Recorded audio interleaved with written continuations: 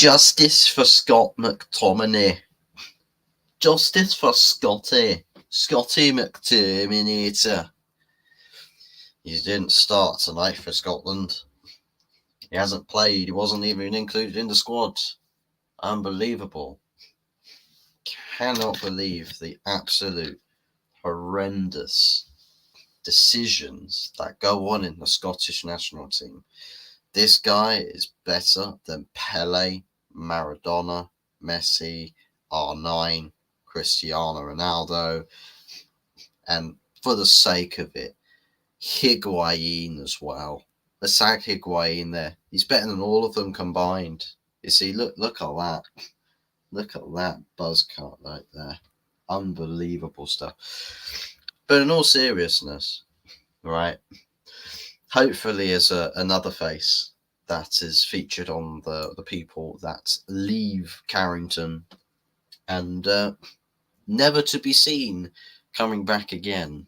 Hopefully that is what we are dealing with. But this show, talking about what's going on with Man United, who's doing what, where's the manager going, who's coming in, who's going out. They're going to talk about all sort of things. It'll probably maybe be something like a briefing show or something. Like what does Fuzz want? What does Fuzz expect? I'm gonna get rid of the background because that likes to cause all mother of all lags for some reason. I don't even know why. Couldn't tell you why it likes to do that. But yeah, it is what it is. But let's not waste any more time. Let's jump straight into things. It's Meltdown. It is Meltdown. I was hoping that there would be clarity given today. I hope there would be clarity, a certain, like absolute certainty, the statement to say, yeah, Ten Hag stays or Ten Hag goes, whatever. I wanted clarity because I want the bigger picture here. I want Manchester United working. I want it clicking, ticking. You know, like the world turns and rotates, the world spins around. Man United got to go with it. Can't stay rooted to one spot and just watch the world pass us by. We need clarity and we need decisiveness. Come on, decisiveness. Vamos, vamos. But we're sat here. Yet again, the news regarding the managerial situation today is that, well, we've over the last 3 to 4 days, we've been talking to various agents about managers. I don't want to know if you were talking to other manager representatives or not. I want to know what's happening to the guy that's still in the job. I want to know what's happening to the guy you're still paying right now, right here, right now. I'm not interested in links. You know, who cares about links, right? Sure's better. See, that's the thing. We don't care about links. We want guarantees. Get sure it's guaranteed to actually. It does you well. It will service you well. So yeah, but we're not dealing with Sure. We're dealing with Links Africa. You know, the traditional birthday, Christmas present, and maybe if you're a father, then Father's Day present as well. You know, those useless gifts, absolutely useless gifts. You know, I'm happy. I'm blessed that I get a gift, in any capacity. Just the fact that somebody would think about me during my birthdays or during Christmas. Yeah, I'm blessed. I'm blessed. I'm blessed. But Christ, could have thought something better. Could have thought something better. It is what it is. But anyways, big ups to Waffle TV apps. How we doing, bro? How we doing? Just woke up from hibernate. Apparently, word on the street is your watch along for the Real Madrid Dortmund game went on for 6 hours and 30 minutes, and somebody fell asleep towards the end. Oh, mate. It's long. Don't worry. Don't worry. Early Doors has done the same thing on my show. And Anthony Herbert, if he wants to fall asleep, he just turns one of my shows on and he's gone. Literally, it's like white noise. White noise to a baby, just falls asleep, just like that. But bless ups, man. Hope you're doing well. Watch the boxing afterwards. Yeah, that's probably what you're doing. You're recharging yourself to faulty charger plug. Then fell asleep on the water fight. Oh, mate. Yeah, I feel that. It was quite a long day for me as well. Quite a long day. I was, I was working that day. Pretty sure I was. Was I working? No, I wasn't. I wasn't working. But because it was a Saturday night, wasn't it? So yeah. But even still, yeah, long days. Usually, those sort of hours, you just want to, kick back and unwind. But yeah, football has to happen. I wish you could be doing it sat in front of a sofa, a cold one cracked open, and enjoying football. But we're working here, we're grinding. Hope you're well, my friend. I'm doing good. I'm sort of, for the most part, over my cold. I still feel a bit sniffly, clogged up in the nostrils a bit, but no, we're doing all right. We're getting there. We're over the hill. We're on the down. We're on the not the decline, but the decline of the hill, not the actual decline like I'm dying or anything. But still, it was a hot day. The Saturday was pretty hot. The Sunday, woo! The Sunday, that was something. That was like proper sunshine, and man, literally after I finished work on that day, like where my shop is, it doesn't actually have direct sunlight, but you stood outside the front door and that literally heat wave slapped you straight in the face. Man, it was different. Summer, that was a proper summer's day. But how weird the lads, so weird, Geordie. How we doing, mate? Hope you're doing well. 10 Hog staying, but I don't think what United do in terms of league, it's a concern. There are concerns, but it again, it's as a cup manager, he's first class. Well, I suppose that's the double-edged sword, isn't it? Where it's like, yeah, with Ten Hag, you're almost faced with losing out on one thing with the guarantee for something else, and is guaranteed cup runs something to settle on. For me, probably not so much settling, but in essence, to building bridges, maybe. I think it might be an idea having somebody who can win these trophies on the side. I'd like it if he could, if he does end up staying. That is, that if he goes on a European run and ends up, getting us to win Europa League, then hey, can't complain. European trophy would be in the bag, and it would be technically 3 out of 3 trophies in 3 seasons. You can't fault that. And it's different trophies every time. It's what United supporters would want. It's what Manchester United needs, is trophies, trophy accumulation. Winning something every single season at the very, very barest minimum. And as far as league campaigns go, for me, there does need to be a lot of work, a huge amount of work to be done to that. And whether this summer is enough to fix a lot of what needs to be fixed, to be honest, I don't really know if there is. As the way it seems to be cracking up, it doesn't look all that much like it's going to be a summer where we get a lot of what we actually need. We'll get some first choice players by the looks of it, but beyond that, it doesn't hold up all that much hope. But kudos to you guys for having a good season, a better season than us. Not true. More successful season, 100%. So we'll take that. And sorry, not sorry, Abs. if you're still in the chat. We'll stick that up for a little bit, but yeah. Big up Fuzzy, my boy. Big up to Anfield Uncle Rods. How we doing? Yeah, what happened with the Monday night show? Because that was rescheduled to Tuesday night, but I never heard anything back from you. What happened there? Are we doing it? Are we doing something again later on tonight, or what is the plan, Mr. Rods? What is the plan? But yeah, big ups to you. Thank you for tuning in. Always a pleasure to have you in the chat. But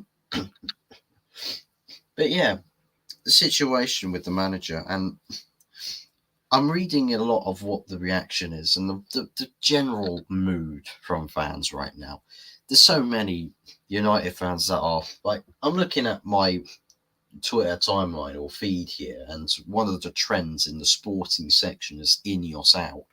Like, people literally have already had enough of them. Like, already had enough of them. Now, for me, I have to have patience. I have to have patience to see what what proof there is in the pudding. Is it a genuinely delicious pudding, or is it one of those where it's like bloody Kinder Egg? You eat the chocolate on the outside, and there's some bloody plastic toy thing on the inside. It's like, but I don't want no Kinder Eggs. I want the best bloody dessert that there is to offer on the market. I want to enjoy. I want to savor absolute delight. I want delight. I want the best of the best. But yeah, it's a really peculiar situation. A really, really peculiar situation, because there's very small parts of me that feel like, yeah, this Ineos project it's already starting to look quite bad. But given that it's so early, Manchester City, when they were purchased by their owners, their current owners, that the first few years, even back then, it was still relatively bad. They had a few seasons where they weren't setting the world alight, but once they got a rhythm, started to really implement what it is they wanted to implement, you started to see the success filter into the team. It builds up the right sort of mindset. A very well functioning oiled machine. And now look at where it is today. Now some of United fans will sit there screaming, 115, 115, 115. I could care less about 115. I could care less about a number of charges or whatever. Speaking of charges, Donald, I highly recommend you get yourself the Manchester City lawyers. They'll bail you out of fucking everything. They'll bail you out of everything. You name it, whatever crime against humanity you've committed, you are bailed out. You are free, scot-free. But yeah, someone who may not be scot-free, well, free from the job, but not so free from the sack, is that of Ten Hag. Now, the fan base are quite against Ineos with this. They're quite against Ineos. And I see people genuinely like... So, for example, just as one opinion based off of this, sick of it, to be honest. Nothing worse than having owners who don't have a clue about the club they are meant to be running. Lifelong fan, yet has totally different ideas on what a club actually needs. But the thing is does it actually desperately need Ten Hag to stay? Is Ten Hag is the manager really the absolute difference maker between Man United achieving success or failing and going down to absolute depths of despair? Is it really pinned on the manager? Is it all that? For me, it's it's got next to nothing to do with the manager right here, right now. What matters is that everything else around, above the manager, is exactly where it needs to be. And then everything else beyond that and below it all follows in its steps. The club, the squads, playing squad, manager, coaching staff, all of that level, those sort of levels, they mimic the footsteps of the hierarchy. If the hierarchy is not where it needs to be, why does anybody care about what happens with the manager? We're going into a summer. Our CEO does not start until the 19th of July. Our director of football is still not currently coming to the club. He's still locked in a garden leave. We've still got two important positions that we're waiting on them resolving themselves before we act definitively, before we actually have all the pieces of the puzzle in place to really know where it is we're going as a football club. But the manager, oh boy, no, the manager. We must make sure that the manager is the most important factor about the future of Manchester United. For fuck's sakes, like what are we doing here? What are we doing here? Do I like Ten Hag? Yes, I wanted him to get the job in the first place. I thought, for somebody who could bring a modern style of football into the club, hasn't been able to, has been underhanded for most of the time that he spent here and the 2 years that he served the club. And at the same time, he's not really helped himself overly. But I've retained that what should happen is the players go out first and then you decide what happens with the manager afterwards, rather than it sack the manager and then keep all the players the same. That's the order and what I wanted things to happen. We're faced with a situation, right, where even with the players here, the promise is that the players are leaving, right? A lot of these players that are not fit, not cut out for this club, the word is that those players, they'll be out the door. The managerial situation, if we don't have a manager right now that quite is making the best of his situation, I'm on grounds right now to feel like Ten Hag is not making the best of a bad situation. What happens if the club make the situation good, but the reputation of the manager is too badly damaged, and the players don't deliver, and then it actually then prolongs the carnage that happened for most of last season, with stories of the players don't like the manager and this and that. It's like the media still in various instances dictate this club. They do dictate this club, which is never a good thing. Enjoy every bit of sweetness in the dessert. Absolutely 100%. Speaking of desserts, what is your go-to dessert? Put your answers in the chat. What is your most favoured go-to dessert? Fuzzy for England, big ups Anthony. Anthony for Bristol Rovers.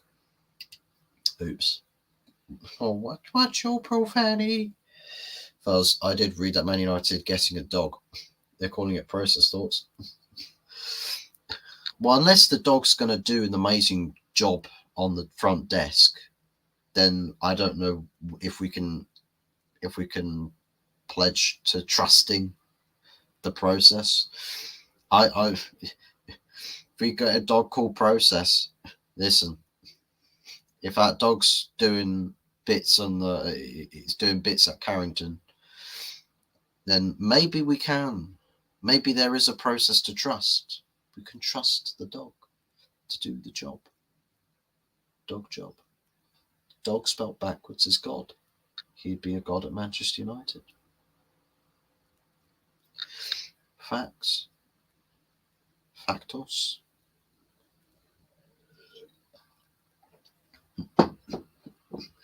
And at least for namesake, process would actually be named after something that would actually be happening at the club. Unlike Arsenal's dog, who's named Win, meanwhile Arsenal aren't winning anything. Maybe if they changed the name of the dog to Lose, maybe maybe that's more fitting, more of a fitting name for a dog. Arsenal Manic, good evening. Good evening, Arsenal Manic. How are we doing? Feeling confident about your transfer window in the Arsenal camp? We're feeling confident. Poch is front runner. Would you rather have Poch, Ten Hag, or neither? Well, when it was before Ten Hag came in, and it was between Poch and Ten Hag, I was massively Ten Hag, because I think Pochettino is just Mr. Media Manager. Literally. Like, did relatively well at Southampton, made Tottenham go quite deep in a couple of competitions, and for some reason he's the most loved manager on the planet. You know, people just they're fainting for him. Like various girls in the front row of a Michael Jackson concert. See the King of Pop just appear on stage, and half of them, either the flood warnings are out, or get the stretchers ready, because you're going to have to cart a load of limp bodies out of there. But Jesus Christ. But yeah, I wouldn't have Poch. Not for me. I wouldn't have Poch. Ten Hag, more so than Poch. But there are other names, absolutely, that I would go with. I mean, Hansi Flick is a name that I would have gone with, but he's now gone to Barcelona. And the funny thing about that, right, the funny thing about Hansi Flick going to Barcelona is I've already seen a few videos where Hansi is doing this media stuff for Barcelona. That guy is just he looks so awkward doing it. It's like he's just dying on the inside. It's just like, I came here to manage one of the best clubs in Europe, not do TikToks and random shit. Oh, dearie me. So what has he walked into? I don't know. Jaminho, big up, Spo. How we doing? Hope you're well. Almost forgot as well. England have just kicked off against Bosnia and Herzegovina. Interesting lineup in that game.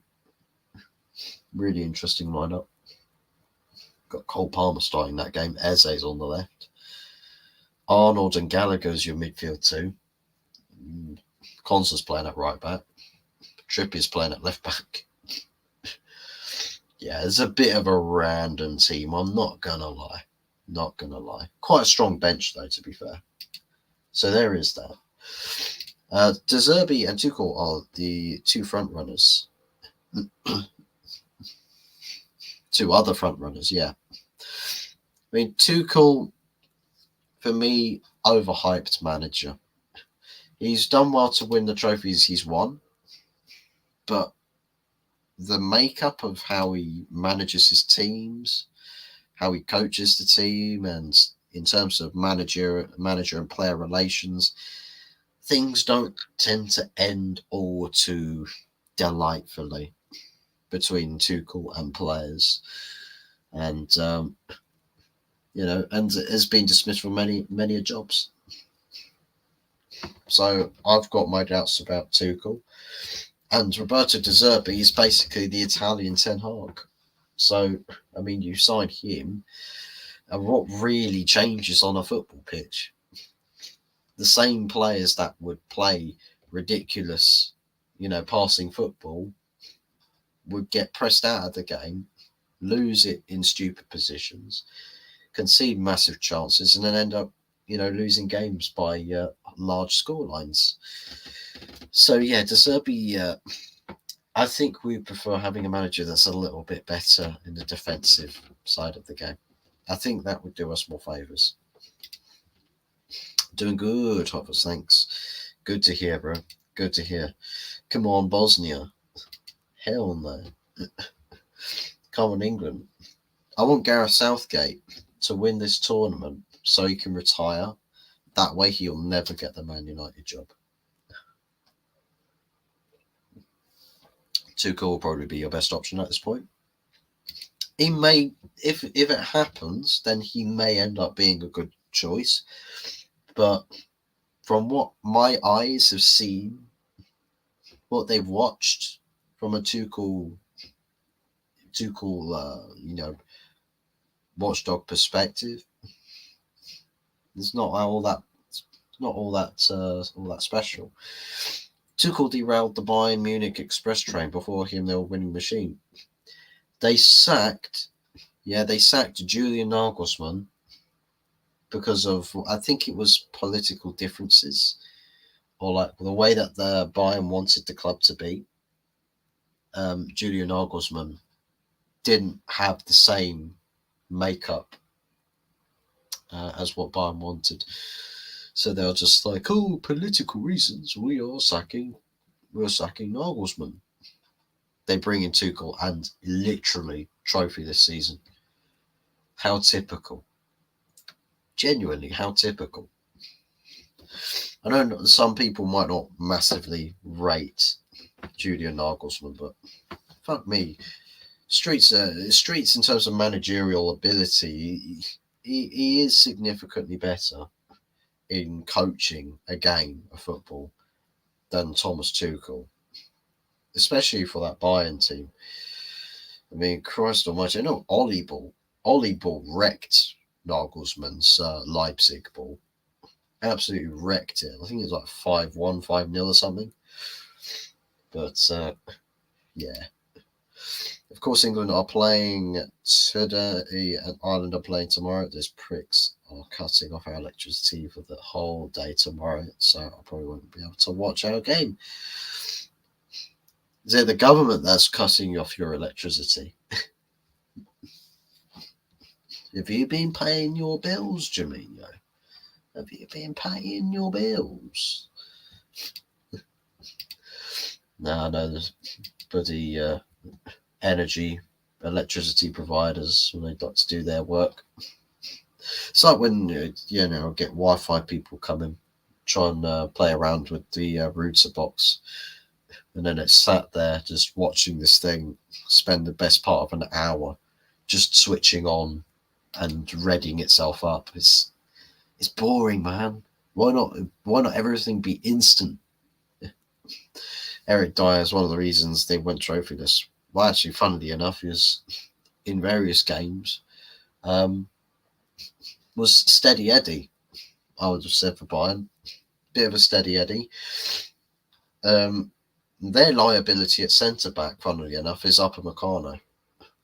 That guy, I don't know what it is, had the world at his feet. To being one of those other really promising French centre backs. Literally, the guy's just a walking disaster. So, yeah. And maybe it's just Harry Kane. Maybe it's just Harry Kane, to be honest. Maybe literally it's just a hoodooism. Harry Kane is not allowed to win a trophy. If he does, then the time will just stop. Time, universe, everything just stops. It just ends. Because it's a glitch in the matrix. It's not meant to happen. But Kane keeps getting so close to winning a trophy and not winning it. Yeah. Guys, to get off to do some work, so fucking passes couldn't do it a day later. Yeah. It sucks. Tuchel Premier League records. Manchester 63 matches, 35 wins, 17 draws, 11 losses, 55.6% win record. And to be fair, that was with a Chelsea side under Roman Abramovich.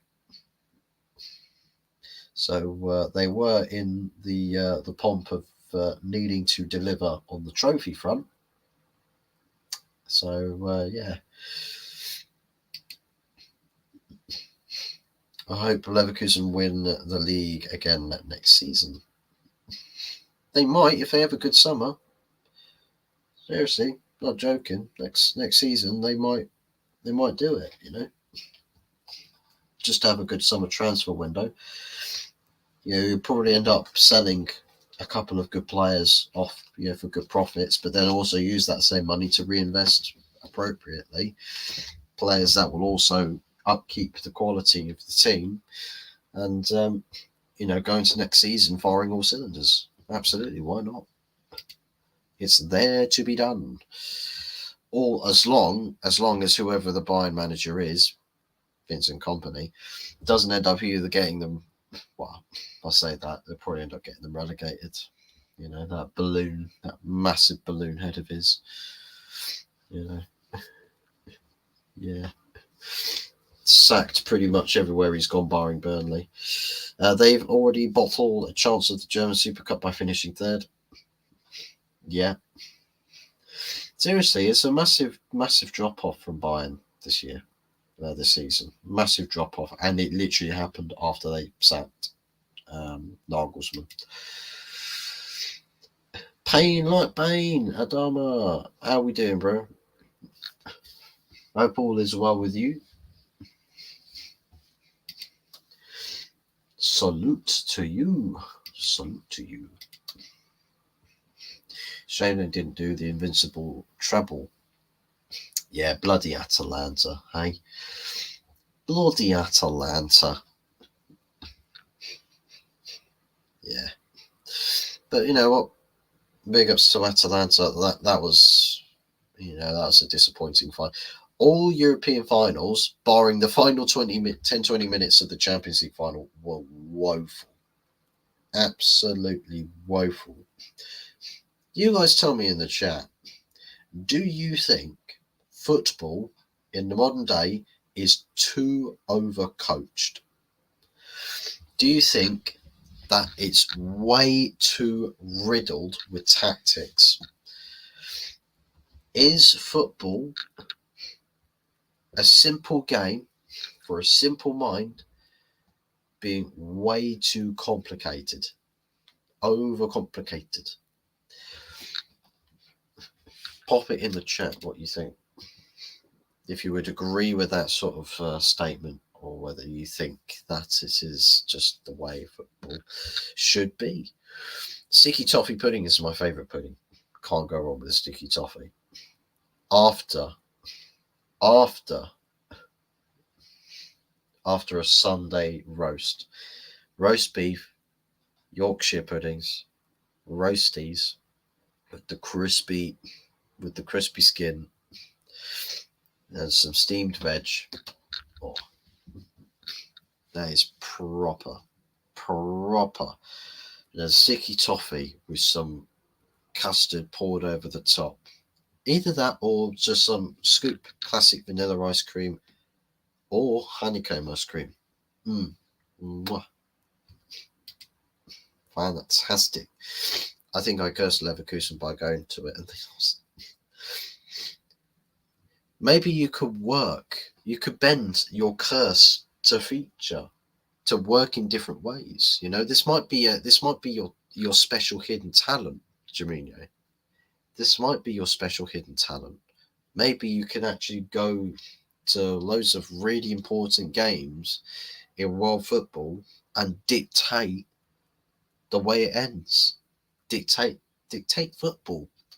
Maybe that's your calling, Germinho. Yet he playing against Villa on Premier Manager 24. He's losing 10-1. Fuck me. How do you lose 10-1? just turning into bloody who can get sacked.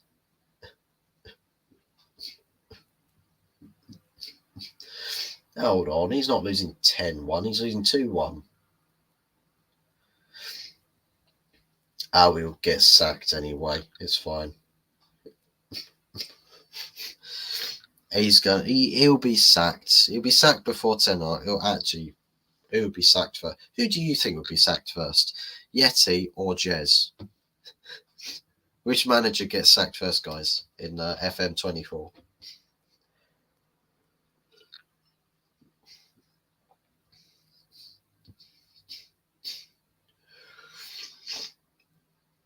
Yes, way too overcomplicated because people like Pep. You're trying to make the most ridiculous tactics and formations possible. The thing is, right, is I feel like modern day football, Pep Guardiola, everyone aspired to be like Pep because of his tactics, right? When other teams and other managers were playing more simple, right? And because Pep was really well coached and tactics were off the charts, literally playing around all of these other teams was so simple and so easy that everyone was just like, "Oh, get the microscopes out, get the what is it, bloody magnifying glasses out. We must study these tactics, study the passing patterns and the shapes, and the scan rates and the field tilts and XGs. Do all of that stuff to try and copy what Pep has done, ultimately getting to a point where you almost cancel each other out and then no one really gets further. So not only is it you coach talent out of players so that they're not really doing crazy stuff on the pitch 24/7. And I suppose if you look at teams like a Real Madrid, where they take some of the best players on the planet today, right? But is football, with the way it is tactically, is it that we now no longer will ever see a Galacticos team, a Los Blancos team, like with the likes of all the legends that have been, like not even just with the days of prime Cristiano, Benzema, Bale as your front three, but all the years before that. So for me, it feels like where football's gone tactically, that all of those sorts of teams, you can't really get those teams back because everyone's just driven by tactics and pass here at this moment of the game and pass it backwards in this like walk football, and it gets boring and it loses the special edge of the game, and it's just like, well, wow, how high is the passing accuracy going to be this game? I don't want to care about passing accuracy. I want to care about one of the best footballers in my team stepping on a football pitch, the opposition's shitting themselves, Gary Lineker's all over the pitch, literally, and seeing genuine talent all over the pitch. And, players pulling off skill, players pulling off, some of the most craziest stuff. And that's the thing, that's the sort of thing you want to pay to see. You want to pay to see talent. And the way that the game's gone, you're not necessarily paying to see talented world-class players. You're paying to see whose tactics are better, whose tactics are better on the day. So might as well go to every England game with an England shirt then. Oh Jesus! Well, if you do that, then we'll be lower than San Marino in no time in world rankings. Be way lower. England are amazing and Southgate's best manager, always win the meaningless matches. Well, 18 minutes in the England-Bosnia game, we've had 77% possession, guys. Now it's dropped to 72. And one shot so far. Sack him. In the other game, Germany versus Ukraine. Mudryk and Zinchenko both starting. Sagenkov on the other side. Yeah. Havertz starts up top for Germany as well. That's a gross left back, by the way. See what I did there? It's because it's Pascal. It's Pascal Gross. His name is Gross. 84% possession as well. But yeah, Julian Nagelsmann, the Germany manager. What do we think? Who's got the best international team right now? I think Germany's quality is essentially fallen off since the golden generation that won the World Cup in 2014. The quality is just slowly just diminished. It's like Miroslav Klose, one of Germany's best performing strikers in the international tournaments. Just he leaves the setup. He retires from football, and now what? Kai Havertz. Kai Havertz is the best striker in Germany now. Like, bro, what's going on there? What is going on there? Maybe it's an indictment of the Bundesliga as well. Maybe the Bundesliga is not producing enough, proper upcoming talent. Maybe it is not. Maybe it is not. It's a little bit. I feel a little bit the same way about the Spanish national team. I think Portugal found themselves, a really, really good team, maybe barring other positions in defence and maybe defensive midfield as well. But in other positions in the Spanish team, I feel like that there's quite a few positions there that the national team is seriously lacking. Well, I think centre backs they're all well good for, or defence they're all really good for. I think their defensive midfield solid. Their box to box really good. Attacking mids probably not too top level. Wingers, I think more. You could get better. You could definitely get better. And striker as well. I mean, strikers, they've got a few relatively good strikers that are sort of around the same sort of level. But no one really stands out. But that's just me. Fuzzy, can you see a top player coming to United? If so, who can you see coming in? Top players coming to Man United. Well, the funny thing is I don't necessarily think that there is a top level or world-class player that would come to United if we left the decisions up to Ineos.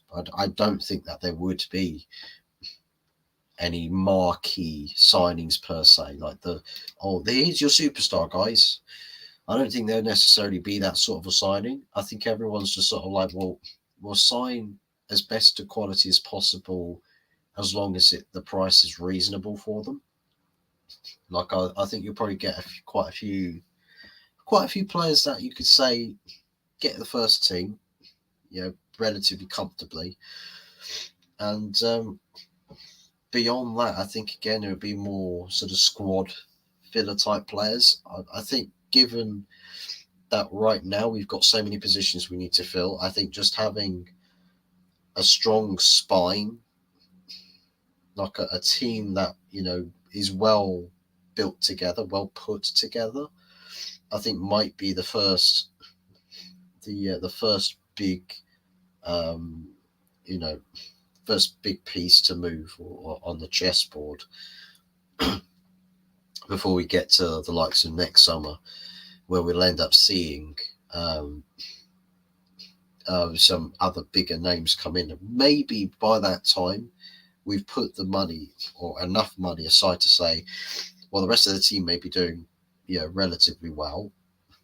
Let's put another key.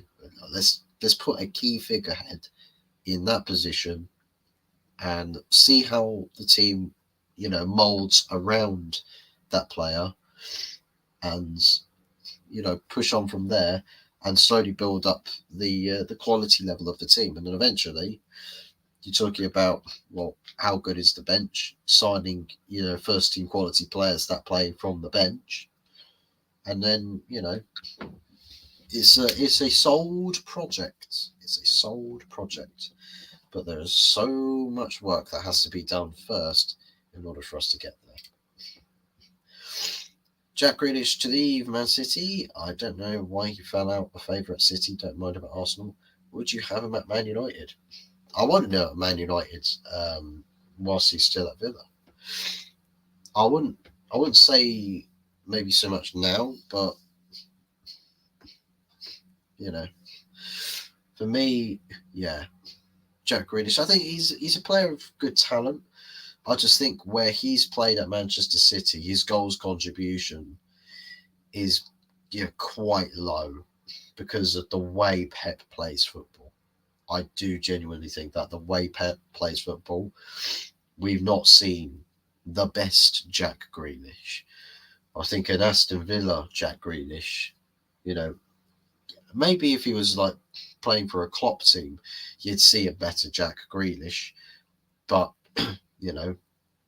alternatively, you put it on the flip side and you say, well, if Jack Grealish is playing more like the Villa Jack Grealish, does the Manchester City team all around perform better? Because if we say, well, yeah, he would, the rest of Manchester City would be better for it, then you always have to ask the question, well, why does Pep insist on playing Jack Grealish the way he does? So, it'll be interesting to see, by the way, if he were to go to Arsenal, it'd be interesting to see, first and foremost, how it'll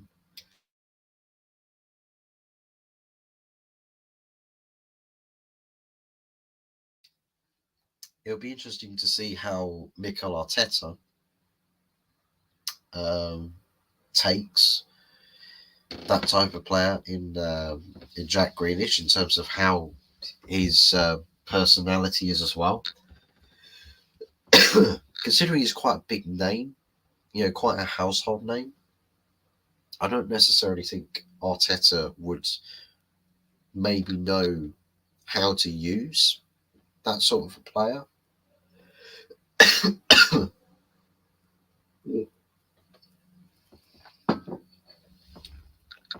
Oh, yeah, my throat's drying up.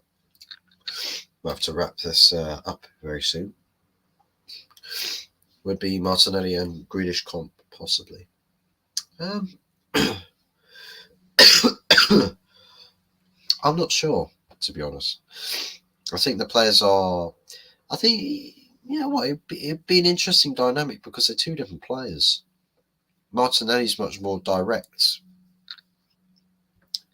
Martinelli, I'd say, is a bit like to Arsenal what Doku is to City.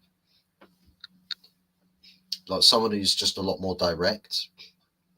Take a man on, run into space, try and beat players off the dribble, and create something from those spaces.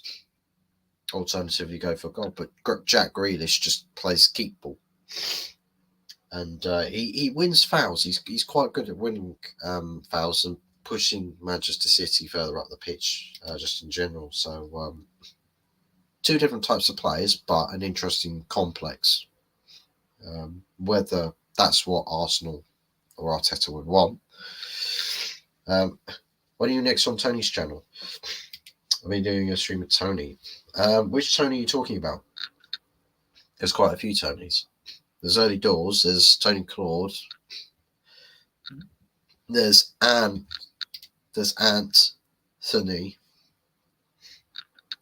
Anthony. So there's quite a few Tonys. Which one are you referring to? If we talk about for early doors, we'll be on Wednesday. The weekly Good, the Bad, and the Ugly show will be going on Wednesday, 8:30 p.m. And I think this week it is a look back or a review, seasonal review, and we build our team of the season with the players from our three respective clubs.